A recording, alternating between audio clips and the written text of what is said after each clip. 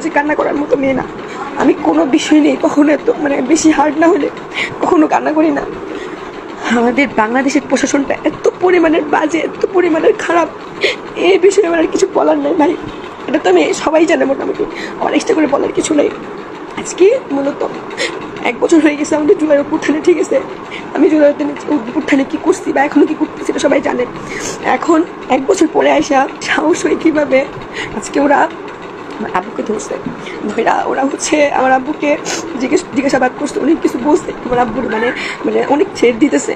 ওরা এমনভাবে বলছে আমার আব্বুরে, বলছে কে যে তোর আমারও তো বলছে আমারে নিয়ে ওর আব্বুরে বলতে বের করছে যে তোর ছোটো মেয়েটা, তোর ছেলেটা স্কুলে যায়, তোর ছেলেগুলা তো ছোটো মেয়েরা, ধরো কোনো ব্যাপার না, তোদের পুরো ফ্যামিলি নিঃশেষ করে দিব। ও আজকে বাসায় পরে প্রায় 2 ঘন্টা কাঁদছে আমার আব্বু, কান্নাকাটি করে বলতেছে তুই এটা কী করলি মা,